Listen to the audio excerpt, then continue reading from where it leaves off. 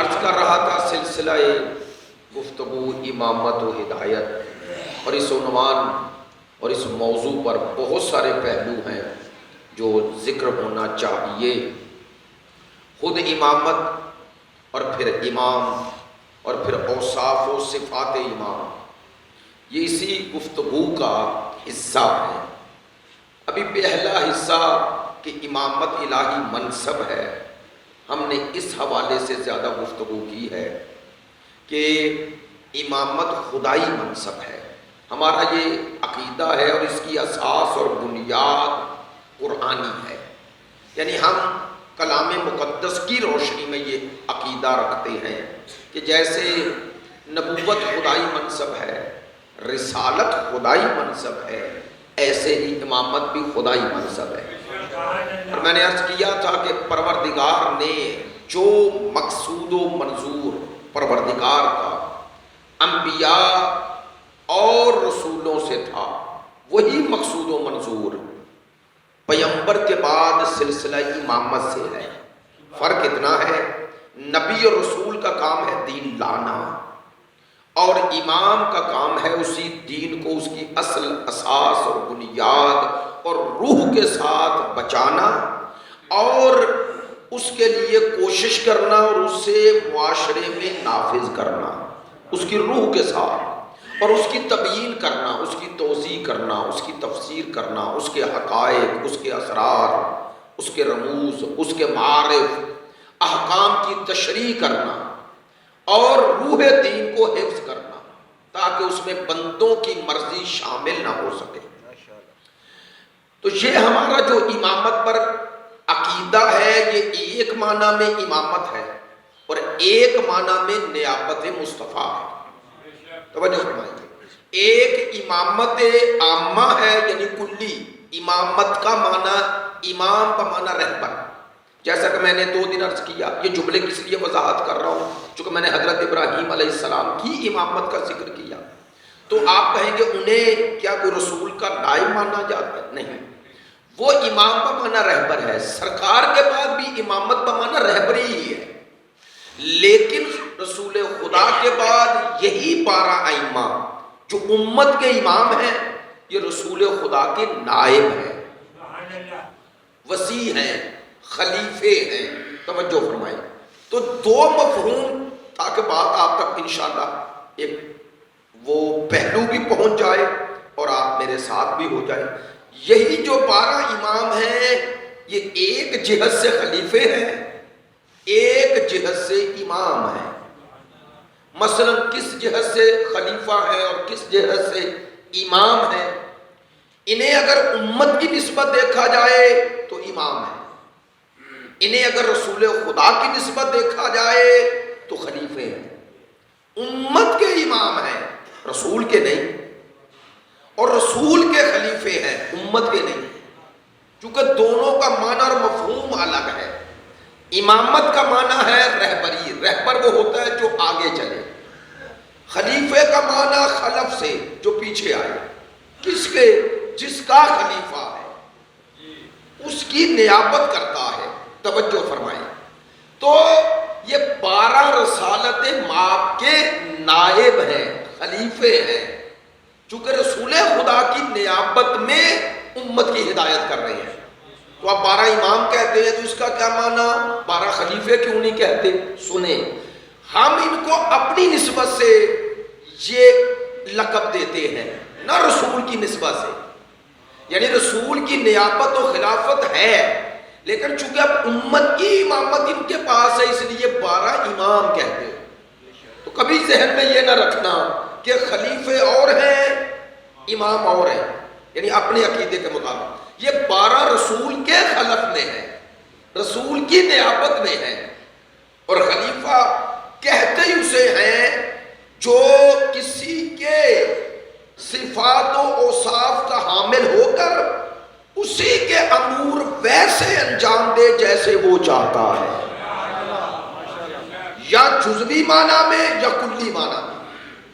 اور یہ اصول صرف دین میں نہیں، دنیا کے ہر شعبے میں رائج ہے یا نہیں؟ جسے آپ اسسٹنٹ کہتے ہیں، تو وہ اصل کی جو اسسٹنٹ ہے وہ امور جو معین کیے گئے ہوتے ہیں اس کی غیبت میں یا اس کی نیابت میں انجام دیتا ہے یا نہیں؟ بولیے تو صحیح آپ دیتا ہے نا. بھائی کمشنر ہوتا ہے، پھر آپ کہتے ہیں ڈی سی ہے، پھر آپ کہتے ہیں اے سی ہے نا. تو یہ جو منصب میں آپ تفریق کرتے ہیں، کیوں کرتے ہیں؟ اس لیے کہ وہ جو جس کے پاس مرکزی ہوتا ہے اس کے حقوق ہیں اسی کے، لیکن اس نے ٹرانسفر کیے ہیں کہ میری نیابت میں یہ حق ادا کرے گا، ورنہ تو اس کی کوئی حیثیت، اسی لیے وہ اسے جواب دے ہے. یہ صرف تمثیل دی یا مثال سمجھانے کے لیے.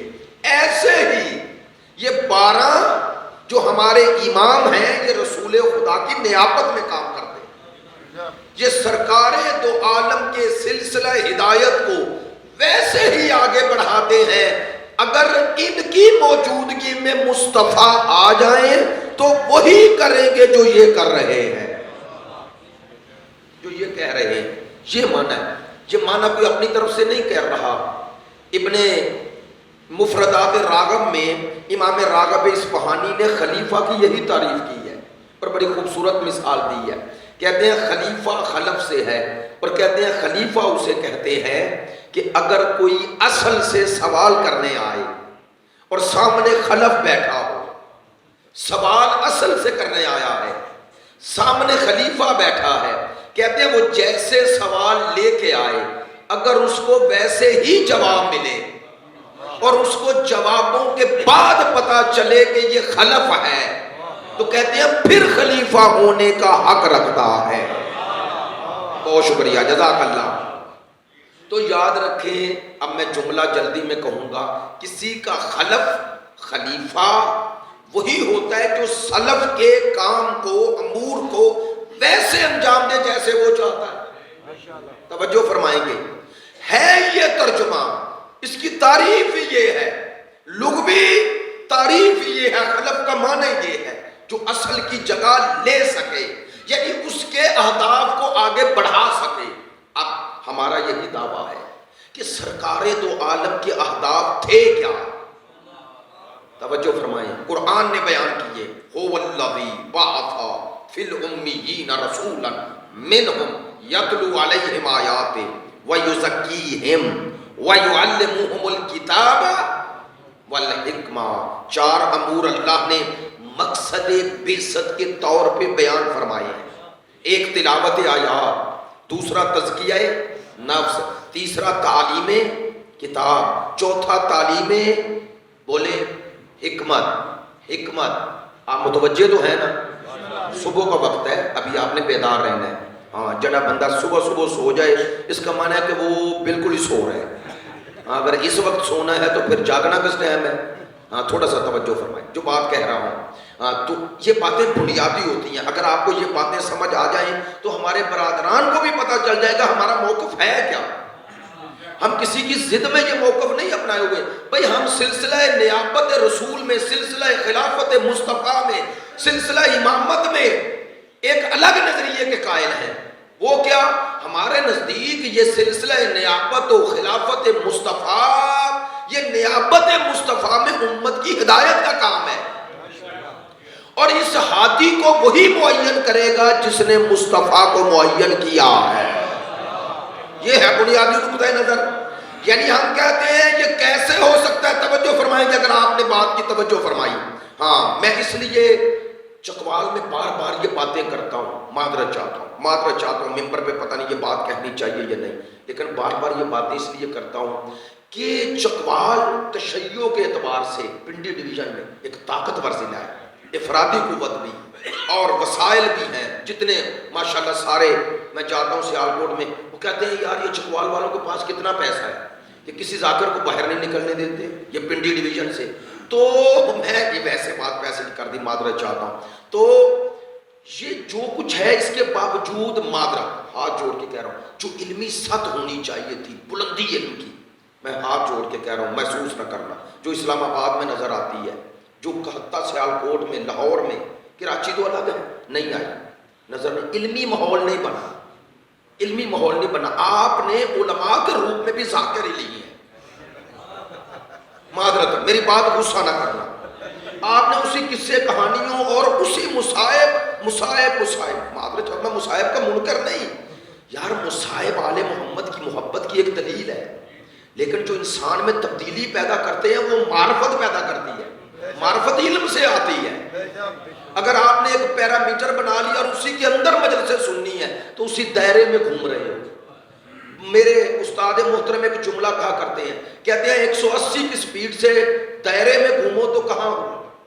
ماشاءاللہ وہی ہو، چونکہ آپ تیز گھوم رہے ہیں لیکن وہی کھڑے ہیں۔ ہم دائرے میں نہ گھومیں، ہم سیدھا چلیں، چاہے 20 کی سپیڈ سے چلیں۔ ایسا ہے، میں معذرت چاہتا ہوں، میں یہ منبر پہ بات 12 سال کے بعد کہہ رہا ہوں، محسوس کرتا ہوں کہ بعض اوقات جب علمی بات کرتا ہوں تو بعض لوگ بیگانے ہو جاتے ہیں۔ وجہ کیا ہے؟ ہمارا مائنڈ سیٹ نہیں کو بن رہا، مائنڈ ہی نہیں بن رہا، ذہن ہی نہیں بن رہا علمی۔ جیسی علمی بات ہو آپ اکتاہٹ کا شکار ہو جائیں گے۔ کیوں ہوتے ہیں؟ چونکہ یہ انسانی ذہن کے بارے میں تحقیق ہوئی ہے، یہ اتنا ہی کام کرتا ہے جتنا اس سے کام لیا جائے۔ اگر کوئی نہ سوچے تو یہ ساری زندگی ڈبہ بند رہتا ہے، اور معذرت کے ساتھ اکثر لوگ اس ڈبے کو کھولتے ہیں۔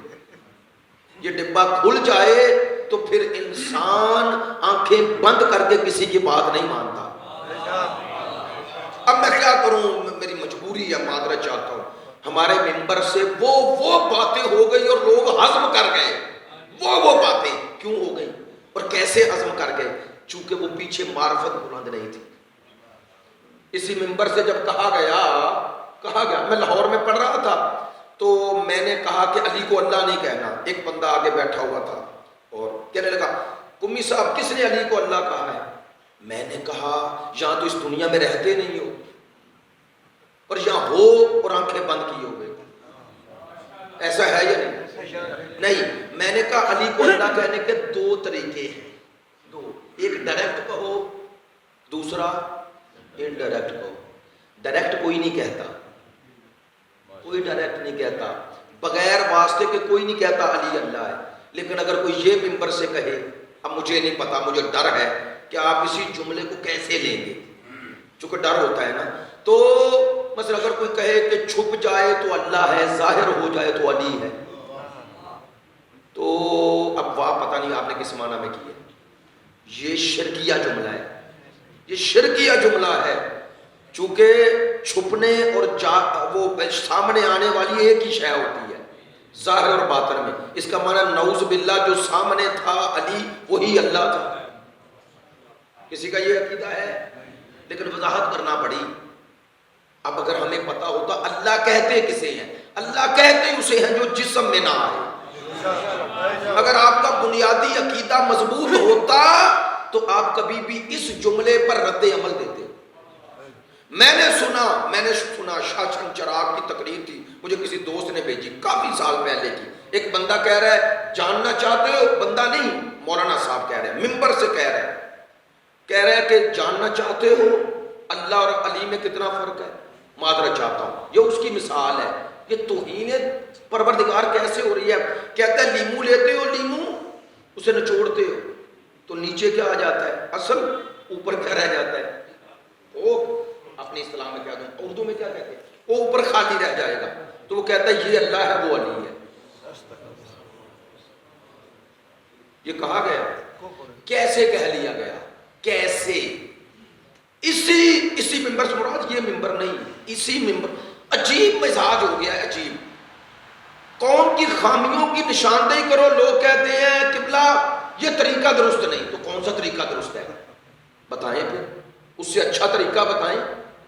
تنقید کا معنی کسی کی تخریب نہیں، اصلاح ہے اگر ہو جائے، لیکن اگر اس کی اصلاح نہیں ہوگی تو وہ جنہیں گمراہ کر رہا ہے ان کی نسبت آپ سب کی اور میری ذمہ داری ہے کہ کم از کم انہیں بچائیں۔ یار میری بات میں توجہ ہے؟ یاد رکھیے گا بعض اوقات حضرت عیسیٰ علیہ السلام نے مثال دی تھی، اور میں عقائد میں دوں گا، انہوں نے اخلاق میں دی تھی۔ حضرت عیسیٰ علیہ السلام نے کہا تھا میرے بھائی موسیٰ علیہ السلام نے کہا تھا گناہ نہ کرنا، کہتے ہیں میں کہتا ہوں گناہ کے قریب نہ جانا۔ دونوں میں کیا فرق ہے؟ فرق ہے گناہ میں آلودہ نہ ہونا اور بات ہے، گناہ کے قریب نہ جانا اور بات۔ حضرت عیسیٰ نے کیا خوبصورت مثال دی، فرماتے ہیں کیوں کہہ رہا ہوں گناہ کے قریب نہ جانا؟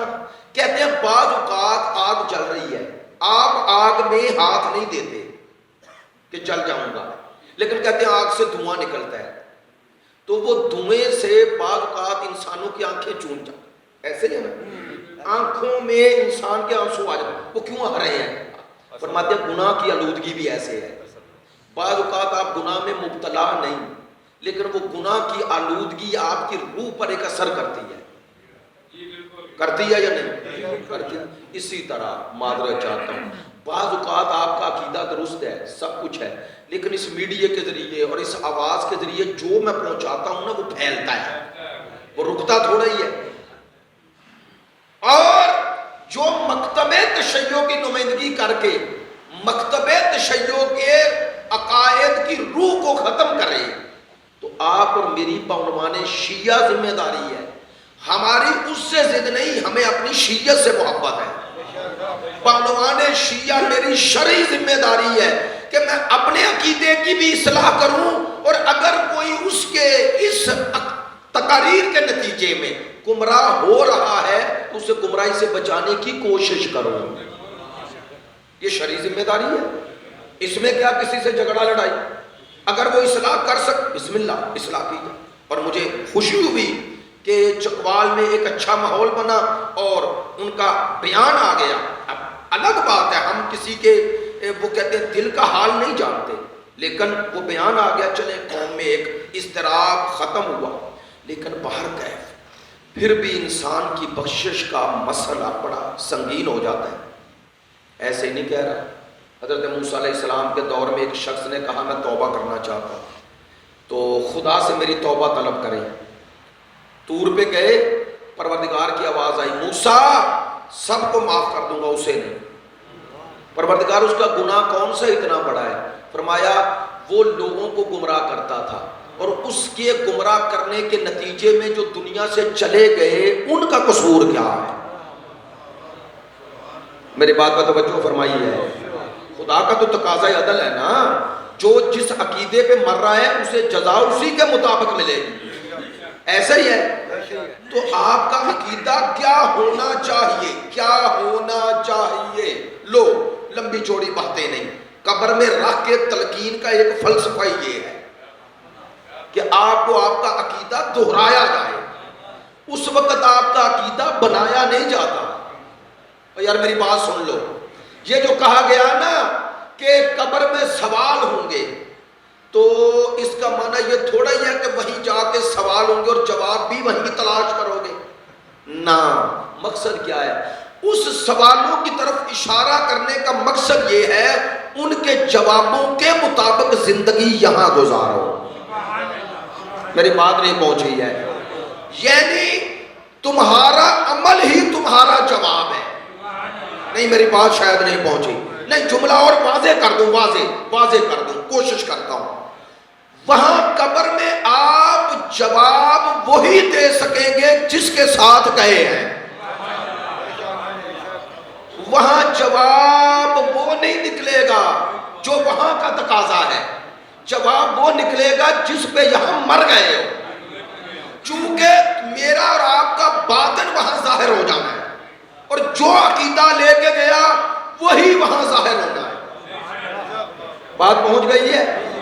یہ نہیں ہو سکتا آپ یہاں عقیدہ کوئی اور لے جائیں وہاں کوئی اور جواب دے دے، نہ، ہر کسی نے وہی جواب، یعنی جواب سے مراد اس کی زبان سے وہی نکلے گا جو عقیدہ لے کے چلا گیا، چونکہ اللہ نے اس پر حجت اتمام کرنی ہے، حجت اتمام کرنی ہے۔ تو کیا کہنا چاہتا ہوں، یہ تلقین پڑھتے ہو، اس میں کہتے ہو نا کہ اذا اتاک الملکان مقربان، جب تیرے پاس دو مقرب فرشتے آئیں اور تجھ سے سوال کریں، کیا سوال کریں؟ من ربک، من نبیک، من، تو یہ تین سوال ہے، تین سوال ہے نا، چلے ابھی میں کہہ رہا ہوں یہ تین عقائد کے سوال ہیں، تین، من ربک، من من امام. تو یہ تینوں کا جواب ایک ہی ہے، الگ ہے؟ تو پہلے کا جواب تیسرا تو نہیں ہے نا. من اماموں کا جواب من ربوں کا نہیں، اور من ربوں کا جواب اس کا معنی رب اور ہے، امام اور ہے. ورنہ وہ پہلے ہی جواب اگر تیسرا ہے تو تیسرے کے پوچھنے کا فائدہ کیا؟ بات نہیں پہنچی ہے. اور وہاں اللہ یہ نہیں کہہ رہا من خالقوں کا، من رازقوں کا. تیرا خالق کون ہے، تیرا رازق کون ہے، حتیٰ من الہوں کا، تیرا معبود کون ہے. شاید آل محمد نے، چونکہ بہار الانوار میں ہے تلقین، بہار الانوار میں لکھی ہے اور کہتے ہیں معصومین نے تعلیم فرمائی ہے. چلے شاید معصومین کو پتا تھا باقی سارے ناموں پر اختلاف نہیں ہوگا، یہ رب پر ہی اختلاف کریں گے. تو پہلا سوال من ربوں کا ہے، پھر من نبیوں کا ہے، پھر ایمان اماموں کا ہے. جملہ کو غصہ تو نہیں کرو گے؟ ہم سب اور جتنے لوگ قبر میں جائیں گے دو سوال ہوں گے تب جب پہلے کا جواب درست آ جائے. بات پہنچی ہے؟ دو سوال باقی کا تو مورد ہی نہیں آئے گا. نہیں کہا صاحب، اگر کسی مشرک نے من ربوں کا کے جواب میں لات و منات و عزا کہہ دیا، یہی کہے گا، جس پہ مرا ہے وہی کہے گا. انڈیا کا ہندو یہ تھوڑا ہی کہے گا من ربوں کا تو ہے، وہ تو اپنا بھگوان کہے گا نا. ایسا ہی ہے. تو اگلے دو سوال کی گنجائش رہے گی؟ نہیں رہے گی. لو یہی دین کی بنیاد ہے. نبوت و ولایت بھی اس کی درست ہے جس کی توحید درست ہو.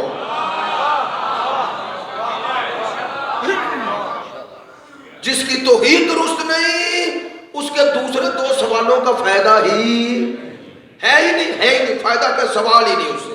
اللہ کہے گا اس سے سوال نہ کرو. یہ پہلے امتحان میں ناکام، جس کی بنیاد پہ میں نے دوسرے دو قبول کرنے تھے. میں نے کہہ دیا جملہ نہیں، میں اپنی طرف سے تھوڑا کہہ رہا ہوں. اب ولایت و امامت کی اہمیت کم نہیں کر رہا. ولایت و امامت کی بڑا جملہ ہے. ولایت و امامت کی اہمیت ہی اس لیے ہے کہ یہ اللہ نے ہمیں دیے ہیں.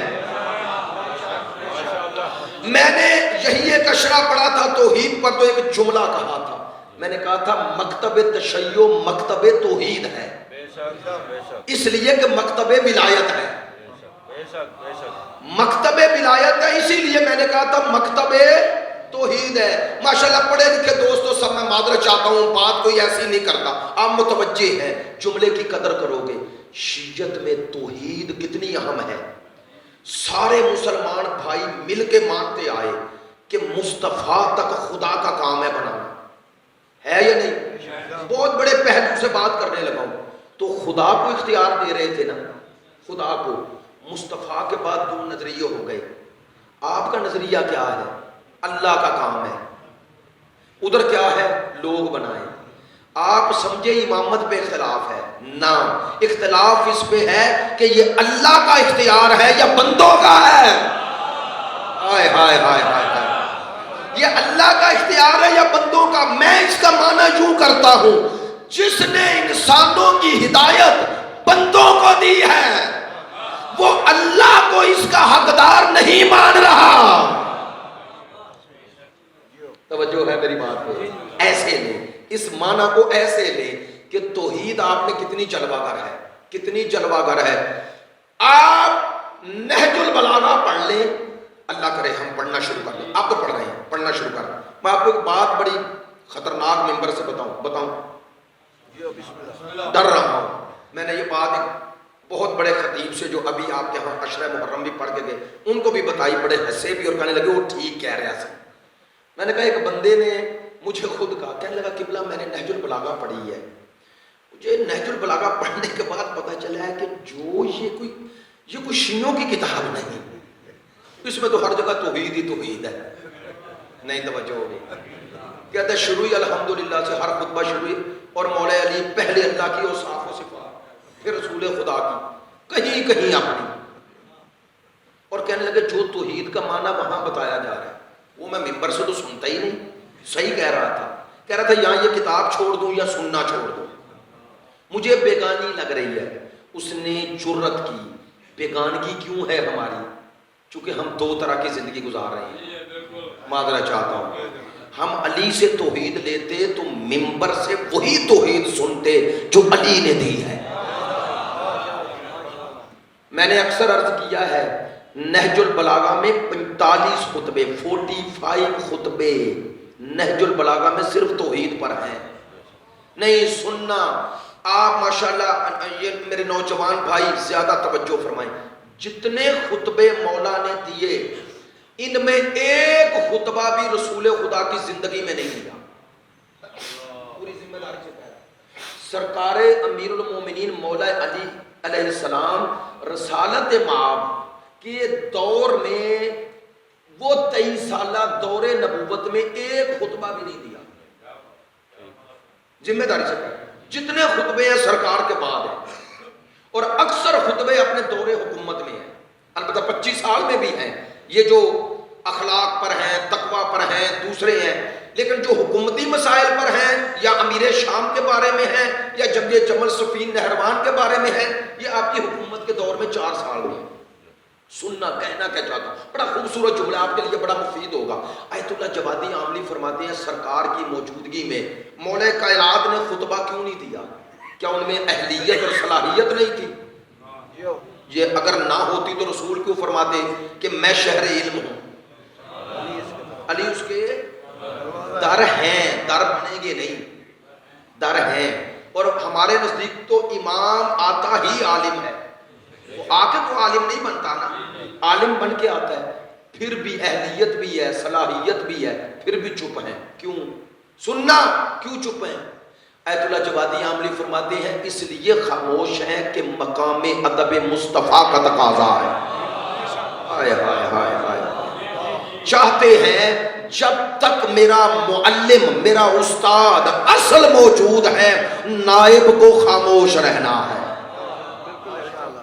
یہ مقام ادب. اب کہنا کیا چاہتا ہوں جتنے خطبے دیے سارے خطبے سب مانتے ہیں کہ رسالت مآب کے بعد دیے. کہنا کیا چاہتا ہوں یہ بات کہہ رہا ہوں سرکار جب اس دنیا سے گئے تو خطہ عرب جہاں پر اسلام تھا وہ سارے مسلمان ہو گئے. 10 ہجری کے بعد تقریباً لشکر کے لشکر مسلمان ہو گئے. قرآن نے بھی ذکر کیا ہے اذا جاء نصر اللہ والفتح ورأیت الناس يدخلون فی دین اللہ افواجا. یہ افواج یعنی لشکر در لشکر مسلمان ہو گئے. تو اسلام پھیل چکا ہے اور مولا علی 25 سال بعد سرکار کے وصال کے خطبے دے رہے ہیں توحید پر. سامنے تو کوئی مشرک ہی نہیں پھر توحید پر کیوں دے رہے ہیں؟ یہ ہے کہ علی کی نظر میں اگر کسی کو صحیح توحید سمجھ میں آئے تو پھر ہی ولایت سمجھ میں آتی ہے. یہ تھا مولا کا مقصود و منظور. اور بہار میں بڑی خوبصورت روایت ہے جنگ جمل ہے. جنگ جمل مولا این جنگ جمل کے لیے تیار ہو کے جانے لگے. جیسے ہی جانے لگے ایک عربی آیا آ کر مولا کے گھوڑے کی لگام میں ہاتھ ڈالا. کہنے لگا یا علی ٹھہر گئے. مالک لشکر ساتھ ہیں سارے ساتھ ہیں. کہا مولا سوال ہے. کہا کرو. کہا یہ جو آپ کہتے ہیں اللہ واحد اللہ واحد ہے واحد کا کیا معنی ہے؟ موقع کون سا ہے؟ علی وہ سامنے لشکر ہے دشمن کا. جانے لگے. بہار کی روایت ہے جیسے یہ سوال کیا تو مولا کے صحاب نے کہا چھوڑ یار تو نے عربی تھا نا بدو تھا چھوڑ یہ کوئی موقع ہے سوال کرنے کا. دیکھیں عام حالات میں تو ایسا ہی ہوتا ہے نا میں اترتا ہوں تو آپ کہتے ہیں یار ابھی تو تقریر کی سوال شروع کر دیے ایسے ہی. مولا جا رہے تو جیسے یہ صحاب نے کہا نا چھوڑ یہ کوئی موقع ہے سنیں گے جواب. مولا نے فرمایا خدا کی قسم اللہ نے اس سے وہی چاہا ہے جو علی ان سے چاہتا ہے جن سے لڑ رہا ہے.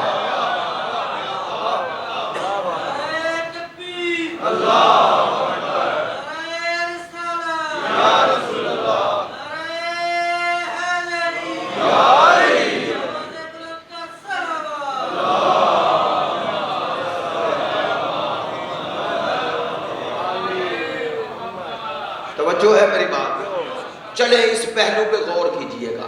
امامت کا معنی یہ ہے امامت کا معنی یہ ہے، امام یعنی رہبر، رہبر یعنی جو آگے چلے، تو آگے چل کے کہاں لے کے جانا ہے؟ منزل پہ۔ منزل کون ہے؟ اسی منزل کا نام توحید ہے۔ میں نے کوئی غلط بات کہی ہے؟ اسی منزل کا نام توحید ہے۔ امام کا کام ہی یہ ہے کہ قافلہ سالار انسانیت بن کر انسانوں کو خدا سے جوڑ دے۔ وہ خدا سے توڑنے نہیں آئے۔ لے جملہ کہہ رہا ہوں ہے ذرا اردو میں تھوڑا سا فارسی کے الفاظ، لیکن جن دوستوں نے توجہ فرمائی، امام خود نما نہیں ہوتا، خدا نما ہوتا ہے۔ امام خود نما نہیں ہوتا، خدا نما ہوتا ہے۔ وہ یہ نہیں چاہتا لوگ مجھے مانے، وہ کہتا ہے مجھ سے پہلے اسے مانے جس نے مجھے بنایا ہے۔ لہذا اس کی زندگی کا مقصود و منظور خود نہیں، خدا ہے۔ اسی لیے تو مدینہ المعاجز جیسی کتاب لکھ کے آیت اللہ ہاشم بہرانی یہ کہتے ہیں یہ مدینہ المعاجز لکھ رہا ہوں، اس کے مقدمے میں لکھتے ہیں مدینہ المعاجز یعنی معجزوں کا شہر۔ تو انہوں نے ہر امام کا معجزہ لکھا، اور پتہ ہے مقدمے میں کیا لکھتے ہیں؟ کہتے ہیں جتنے معجزے لکھ رہا ہوں یہ ہمارے ائمہ نے جب بھی معجزہ دکھایا فوراً سر سجدے میں رکھ دیا تاکہ دنیا کو پتہ چل جائے وہ میرا کمال ہے اور یہ میرا مقصد ہے۔ وہ میرا کمال ہے جو دکھا رہا ہوں اور یہ میرا مقصد ہے۔ اس تک تمہیں پہنچانا ہے، تمہیں خدا تک پہنچانا ہے۔ اسی لیے تو مکتب اہل بیت میں دعائے کمیل ہے، دعائے عرفہ ہے، ائمہ کی دعائیں ہیں، ہے یہ اس لیے، یہ سب کچھ ہے اس لیے۔ البتہ دو کام کرنے چاہیے، دو کام۔ ایک اپنے نظریہ امامت کو درست پہچانے، درست جیسا ہے ویسا پہچانے، اور قرآنی نقطہ نظر سے پہچانے۔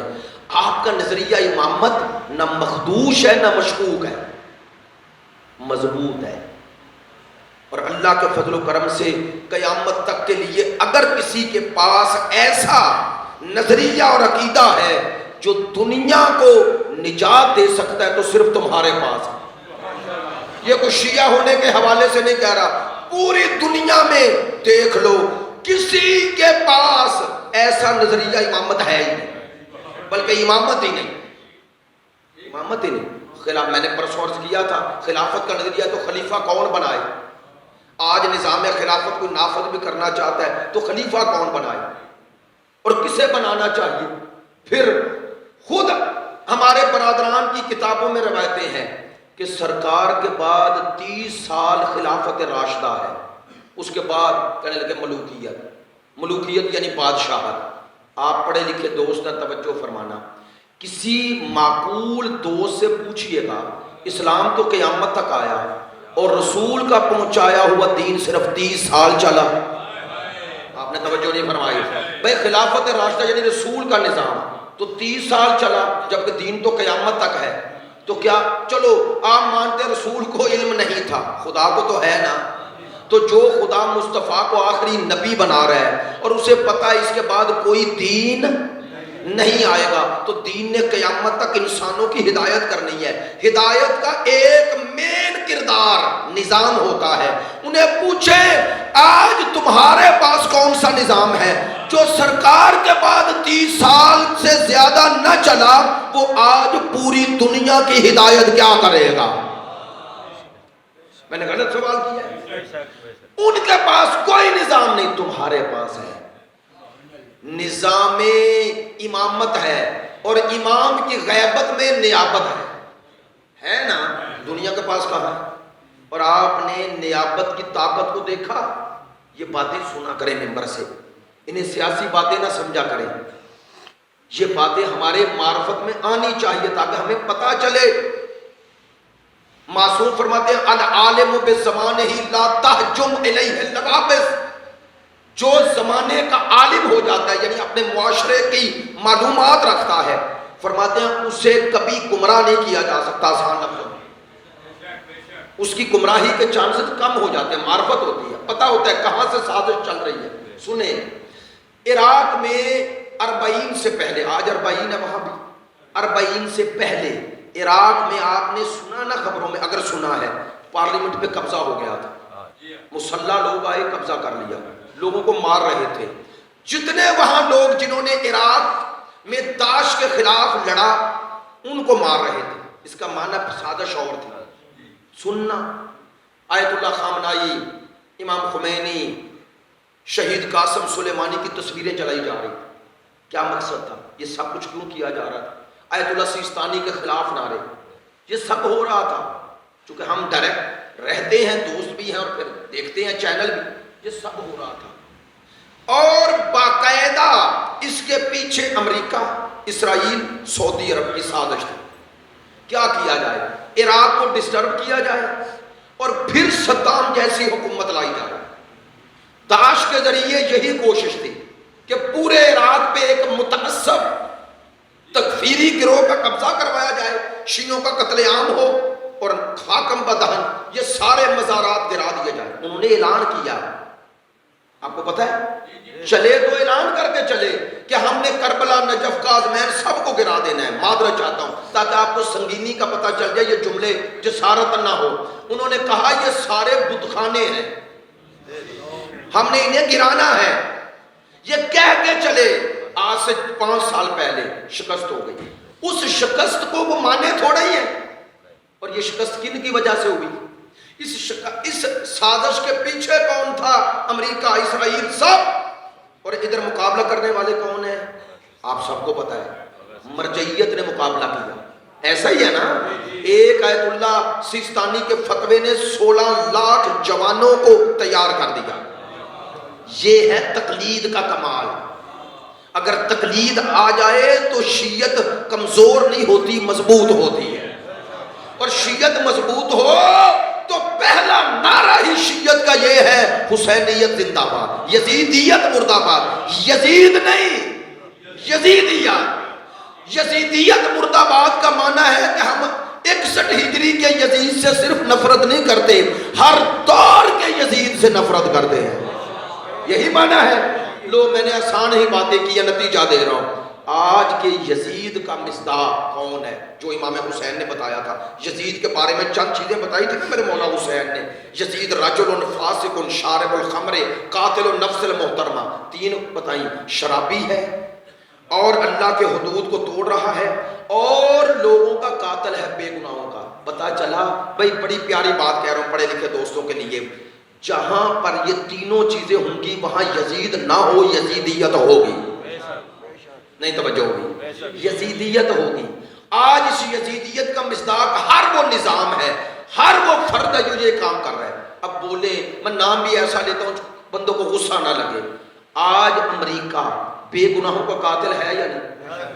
امت مسلمہ پر قبضہ کرنا اس کا ہدف ہے یا نہیں؟ ہے نا. اسرائیل کے ذریعے صرف سنیوں کو مارا ہے. شیعہ تھے لبنان میں، انہیں مارا یا نہیں؟ تو سب کا دشمن ہے، سب کا. لیکن شیعت کا بڑا دشمن ہے. ممبر سے کہہ رہا ہوں. کیوں؟ کیونکہ شیعت نے اسے شکست دی ہے. ایران اس کا مضبوط مرکز تھا، وہاں سے اسے نکلنا پڑا. صرف ایران سے نہیں، ایران کے نتیجے میں اسے عراق سے نکلنا پڑ رہا ہے. ایران کے نتیجے میں یعنی انقلاب کے نتیجے میں اسے لبنان سے نکلنا پڑا یا نہیں؟ آج اسرائیل اپنے گرد دیواریں بنا رہے ہیں. نہیں توجہ ہوگی. پتہ ہے اس جملے کی کیا قدر و منزلت ہے؟ اسرائیل کا نعرہ یہ تھا، نیل تا فرات. پتہ ہے نیل تا فرات سے کیا مراد؟ نیل سے مراد مصر، ماشاءاللہ، اور فرات سے عراق. کہ مصر سے لے کے عراق تک ہماری حکومت ہے.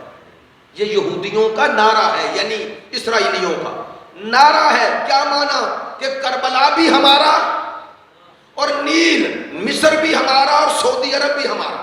میں ایسے نہیں کہہ رہا. وہ کہتے ہیں ہمیں مدینے سے نکالا گیا، ہم مدینے والے ہیں. معذرت چاہتا ہوں. یہ ہے یہ سازش. آج اس سازش کا مقابلہ اگر دنیا میں کوئی کر رہا ہے تو علی ولی اللہ والے. یہ بات کوئی خوشامدن نہیں کہہ رہا، حقیقتاً ایسا.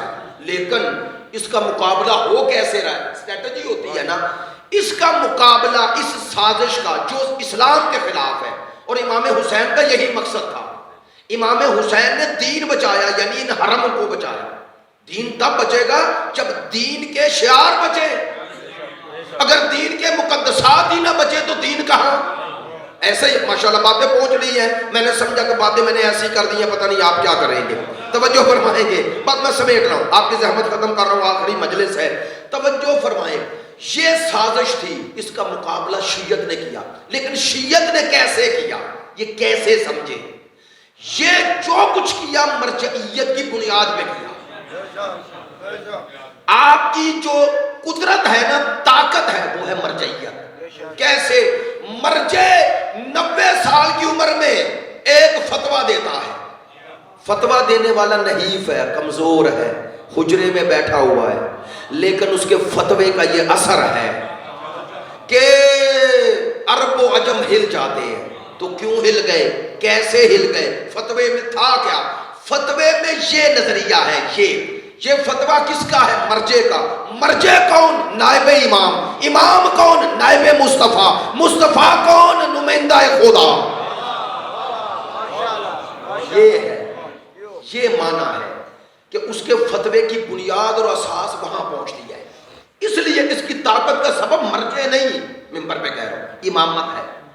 چونکہ اگر یہ امام کا نمائندہ نائب نہ ہوتا تو اس کے فتوے پر کوئی عمل. تو نظریہ امامت نے نیابت دی ہے، اور نیابت نے طاقت دی ہے. ہائے ہائے ہائے، نیابت نے طاقت دی ہے. سنو، اب میں جو بات کہہ رہا تھا، یہ عراق میں سازش یہ تھی کہ پورے عراق کو ڈسٹرب کر دو اور اربعین نہ ہو. یہ جو اربعین یعنی چہلم جسے آپ اپنی اصطلاح میں کہتے ہیں، عربی میں اربعین کہتے ہیں اور ہم اپنی اصطلاح میں چہلم کہتے ہیں. تو توجہ فرما، یہ اربعین حسینی مقصود یہ تھا یہ نہ ہو. اب مرجعیت اس سازش کو باندھ گئی، اور مرجعیت میں بھی ولایت فقیہ حضرت آیت اللہ خامنائی اور ان کے ساتھ تمام مراجع. البتہ یہ سازش تھی اور اس سازش کو وہ سمجھے ہوئے تھے. سننا، اب مرجعیت کی طاقت بتاؤں. آیت اللہ سید کاظم الحائری الحسینی، جن کے ساتھ مقتدی صدر اپنے آپ کو منسلک کرتا تھا، اور اس کا نعرہ تھا کہ میں اگر کسی کو مرجع مانتا ہوں آیت اللہ سید کاظم الحسینی کو مانتا ہوں.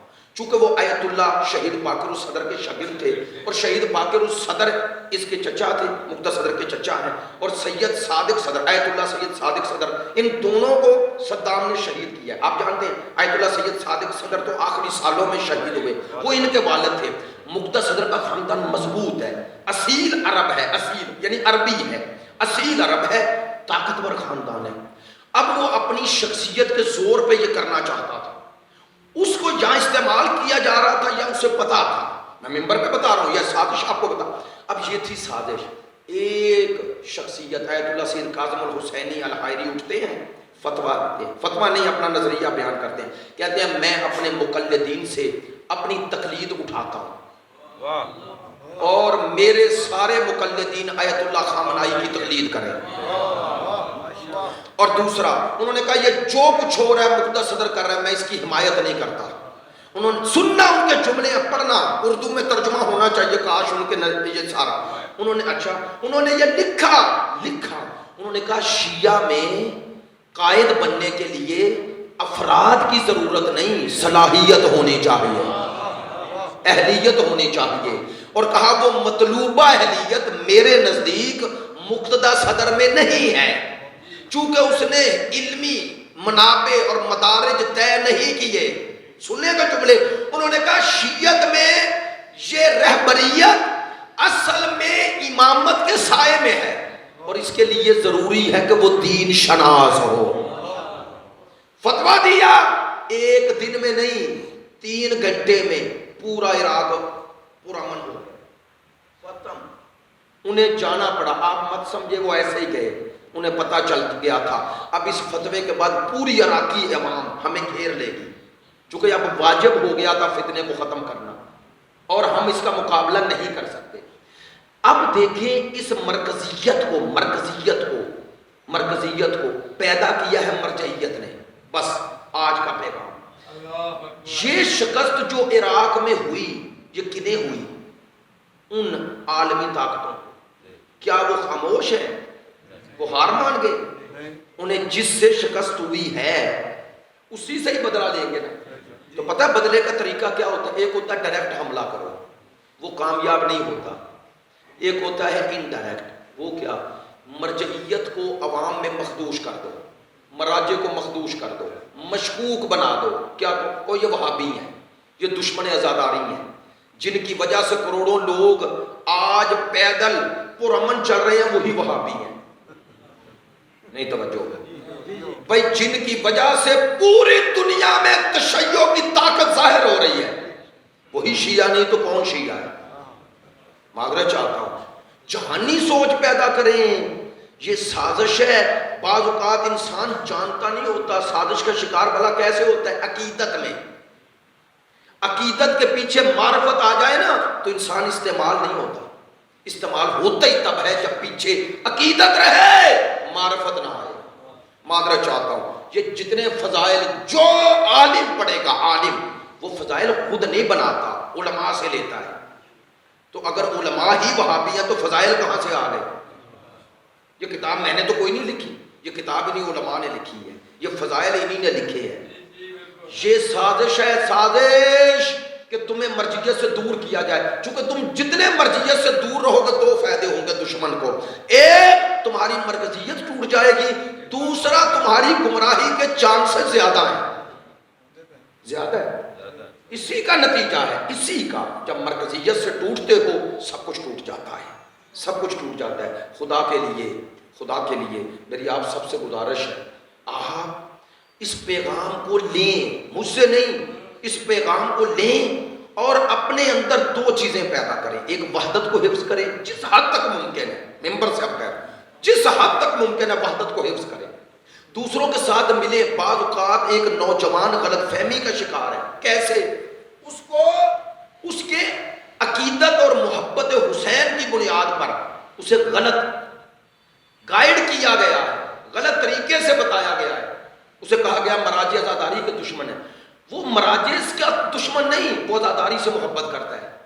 اسے اس کا یہ اشتباہ بتائیں کہ تو غلطی پر ہے، ایسا نہیں۔ یہ جتنی عزاداری آج ایران اور عراق میں ہے، وہاں کے عزادار ہماری طرح نہیں، وہ اپنے علماء کے تابع ہیں۔ پتہ ہے امام خمینی نے انقلاب آیا تو امام خمینی کے پاس کچھ لوگ آئے، جب پہلا محرم آیا انقلاب کے بعد، کہنے لگے یہ جتنی مجلسیں جو کچھ ہو رہا ہے اس کا اہتمام و انتظام ہم اپنے ہاتھ میں لے لیں۔ امام نے کہا خبردار، یہ عزاداری وہی کریں گے جو پہلے کرتے تھے۔ کیوں؟ فرمایا ہم اس عزاداری کی بنیاد پہ انقلاب لائے ہیں، انقلاب اس لیے نہیں لائے کہ عزاداری کو کنٹرول کریں۔ ہاں انہوں نے کہا تصحیح کرو، لیکن یہ عزاداری عزادار کریں۔ وہاں پر انجمنیں کرتی ہیں، ٹرسٹ کرتی ہیں۔ کیوں؟ امام نے فرمایا عام بندہ عزاداری میں شامل رہے۔ عزاداری آپ کی قوت ہے، قدرت ہے، طاقت ہے۔ آج اربعین نے 1400 سالہ سفر یہ 5 سالوں میں طے ہو گیا یا نہیں؟ ہو گیا ہے نا۔ جو شیعت کو نہیں جانتے تھے آج ہر کوئی جان رہا ہے۔ یہ ہے، دشمن چاہتا ہے یہ اربعین نہ ہو، ٹوٹ جائے، یہ شیعت کی طاقت ٹوٹے۔ یہ شیعت کی طاقت بھی حفظ کرنی ہے، اسے جہت بھی دینی ہے۔ خدایا یہ حسین ابن علی کے محب، یہ حسین کے عزادار، 20 سفر ہے، روزے اربعین ہے۔ ایک گزارش کر دوں مصائب سے پہلے، آپ نے وقت ہو تو ٹھہر جائیے گا، روزے اربعین ہے، اتنی جلدی کی ضرورت نہیں۔ اگر دوستوں کی مجبوری کوئی شرعی نہ ہو، اس کے بعد زیارت اربعین پڑھیں گے۔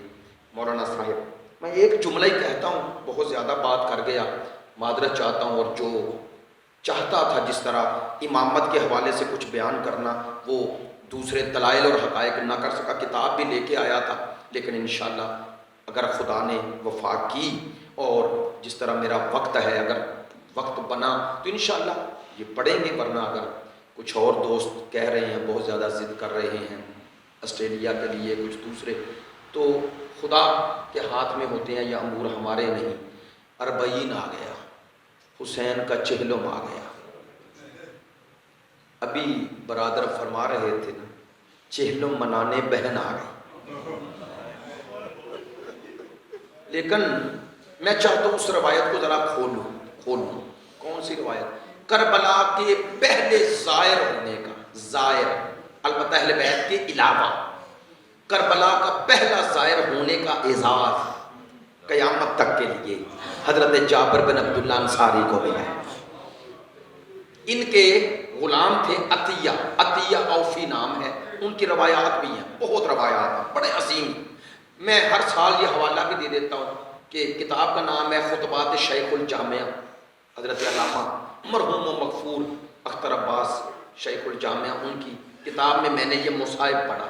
کہتے ہیں حضرت جابر کو جب پتہ چلا نا تو بینائی ختم ہو گئی تھی، یعنی کم ہو گئی تھی، بہت کم نظر آتا تھا، ٹیک سے چلتے تھے کسی کے سہارے سے. کہنے لگے عطیہ غلام سے مرنے والا ہوں، زندگی کی ایک ہی خواہش ہے. کیا؟ کہا اس جگہ کی زیارت کروں جہاں رسول کا بیٹا تڑپا ہے. اس جگہ کی زیارت کروں جہاں رسول کا بیٹا پیاسا.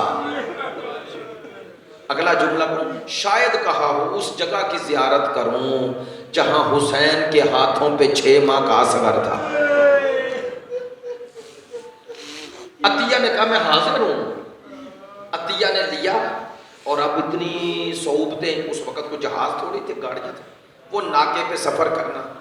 علماء نے لکھا 95 یا 96 سال کی عمر، اور اس عمر میں آتے ہی یہ ہے آداب زیارت، معرفت حسین رکھتے تھے. کہنے لگے عطیہ مجھے کربلا کی سرزمین پہ لے جانے سے پہلے نہر علقمہ لے جاؤ. کہنے لگے کیوں؟ کہنے لگے میں غسل کرنا چاہتا ہوں. سنیں گے؟ عطیہ نے کہا کیوں؟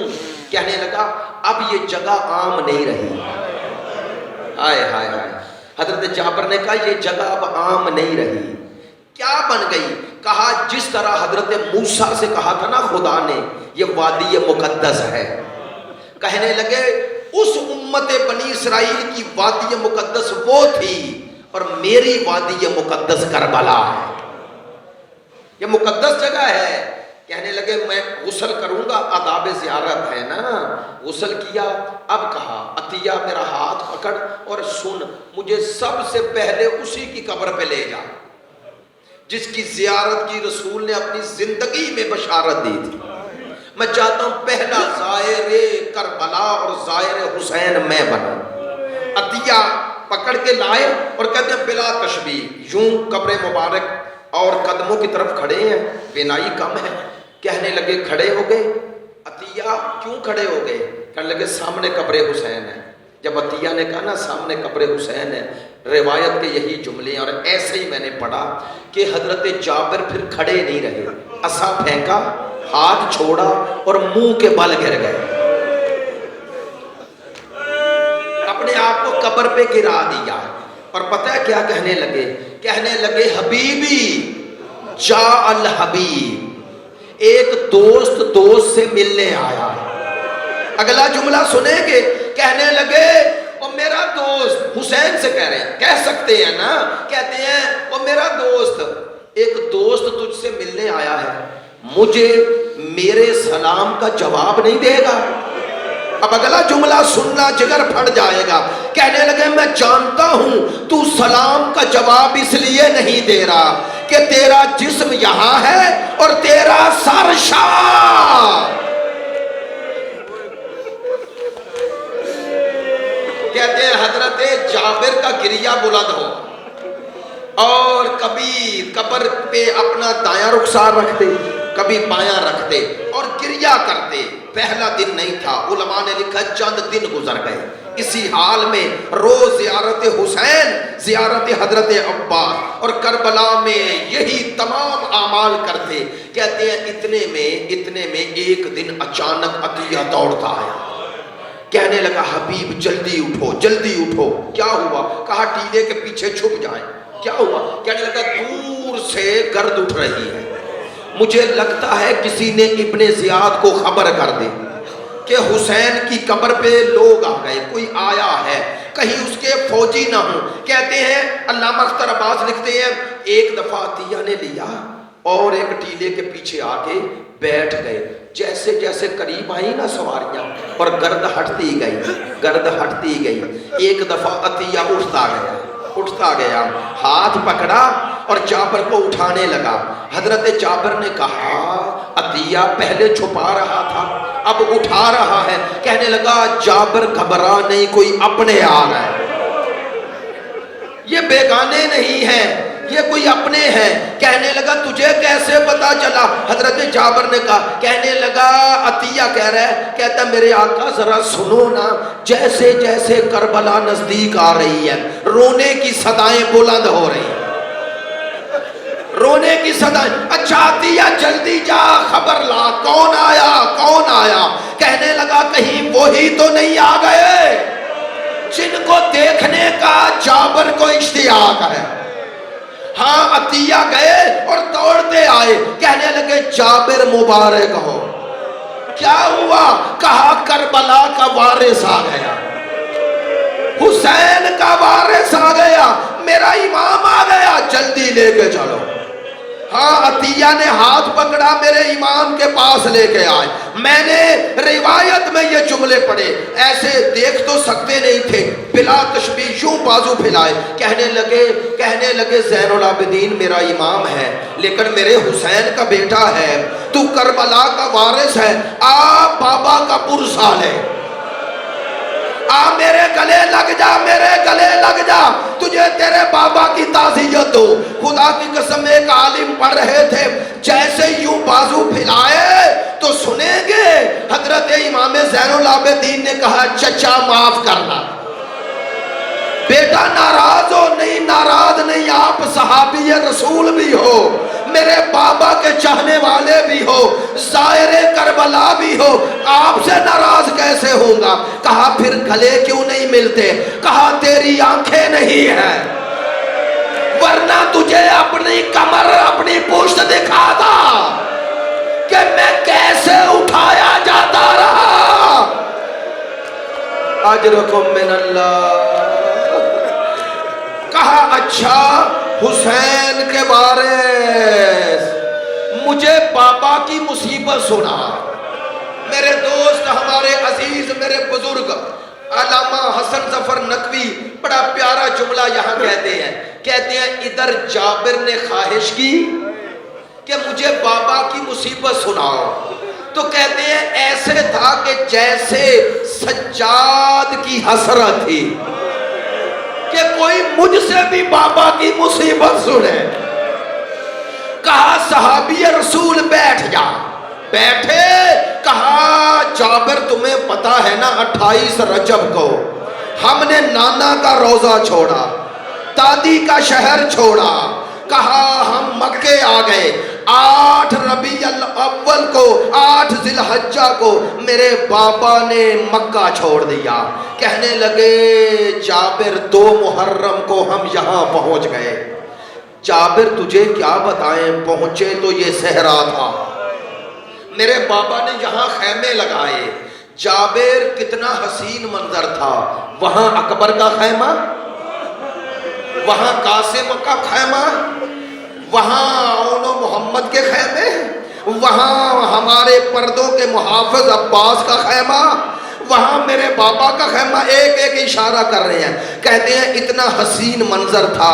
अभी हमें आए हुए 2 दिन हुए थे कि लश्कर यजीद ने कहा खैमे उठा लो।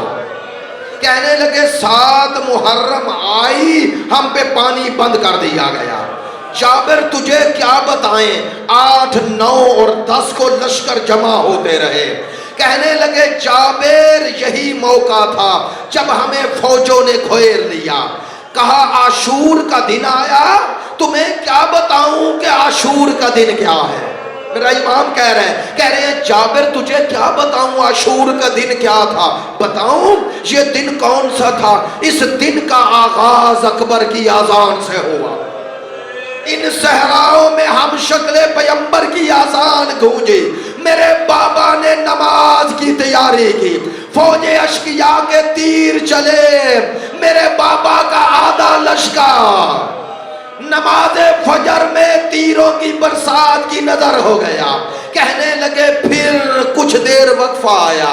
जाबिर, फिर वो वक्त आया एक एक हुसैन का अंसार जाता रहा। जाबिर कैसे कैसे चले गए, मुस्लिम इब्ने औसजा चले गए, हुर चले गए, हबीब चले गए, कहा मेरे बाबा के असहाब चले गए, तो फिर बारी रिश्तेदारों की आ गई। कहा तुझे क्या बताऊं अकबर कैसे गए और कैसे उतरे। कहते हैं ये सुनते जा रहे हैं, सुनते जा रहे हैं, जाबर सुन रहे हैं और गिरिया हो रहा है। पता है मेरे इमाम कहाँ पहुंचे? कहने लगे जाबिर मुझ में भी हिम्मत नहीं तुझे सुना सकूं, लेकिन चाहता हूं तेरे जरिए ये मुसाइब पहुंच जाए। कहने लगे जाबिर फिर वो वक्त आया, मेरा बाबा तन्हा रह गया, मेरा बाबा तन्हा रह गया, मेरा बाबा मेरे पास आया, मुझे इमामत की जिम्मेदारी दी और मेरा बाबा चला। सुनेंगे? कहा जाबिर तुझे क्या बताऊं वो वक्त भी आया कि वहां मेरा बाबा था उस नशेबी जगह पर, और वहां मेरी फुफी खड़ी थी। आपने सुन लिया और मैंने पढ़ दिया। अब सुनो, बयान करने वाला चश्मदीद है। कहने लगे जाबिर तुझे कैसे बयान करो, मेरी फुफी खड़ी है और कातिल के हाथ में खंजर है। कहा मेरी फुफी ने बताया कि मेरे भाई के कातिल ने दो ऐसे काम किए जो आज भी मेरी फुफी नहीं भूली। बताऊं क्या किया? अल्लामा मजलसी लिखते हैं इस मलऊन ने दो काम किए, हाथ जोड़ के, जुमले सख्त है, हाथ जोड़ के दो काम किए, एक नजस हाथ से, एक अपने नजस कदमों से। अज़ादारो इसने अपना नजस हाथ उठाया और उस रुखसार पे हाथ आया। ज़ैनब तड़पी, कहा इस रुखसार पे ये जुल्म ना कर। मैं हाथ जोड़ के, मजलिस में उलमा मौजूद हैं, अरबी वो समझ जाएंगे कितना सख्त जुमला है, मैं वजाहत नहीं करूंगा। अल्लामा मजलसी का जुमला है, कहते हैं इसने नजस कदमों से क्या किया, वह वाज़ा अर्रजलई है अला सदर हुसैन, इसने अपना नजस कदम खुदा जाने कहां रखा। ज़ैनब तड़पी, कहने लगी बड़ी बुलंद जगह है, इसे कभी रसूल बोसे देता है, कभी बतूल बोसे देती है। कहने लगे जाबिर वो मंजर आया, बस हिम्मत खत्म हो गई।